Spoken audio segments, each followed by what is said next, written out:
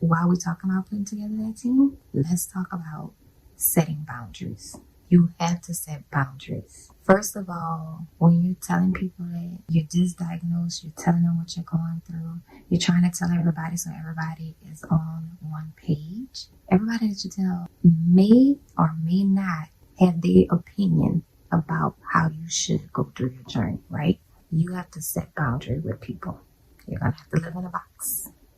You have to live in a bubble for the next however long your treatment plan is set, all right? Boundaries are important for you and for others. It's good for you to listen.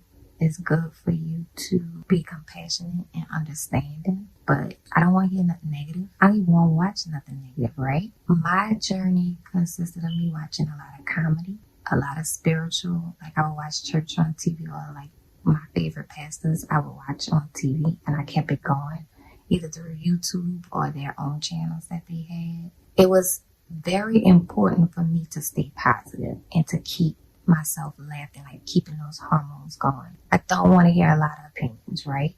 I don't want to hear a lot of, and people, they're not doing it to be rude, or they're not doing it or saying it to hurt you. And I get that, but you don't need a lot of different opinions, because then you get confused.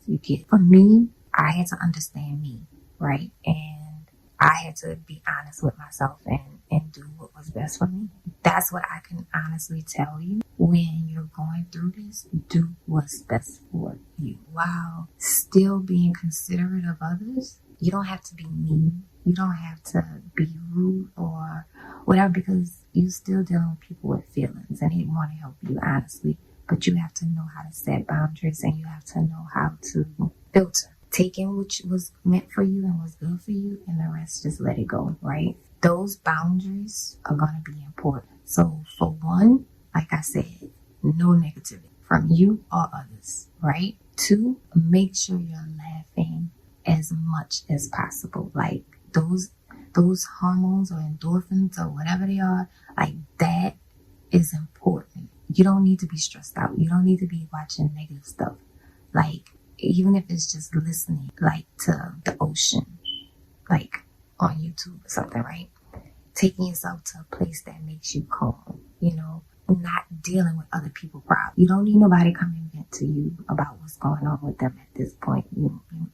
Like that, nobody needs to be adding on. And you have to keep in mind that it starts here.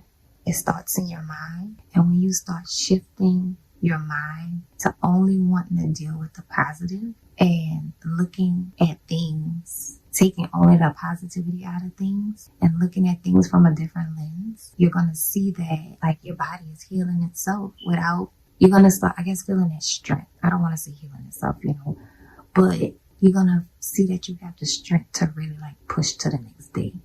And it's not going to be easy. And it takes that loving people that when you're down, that they're picking you up. And vice versa, because they're going to need help through this.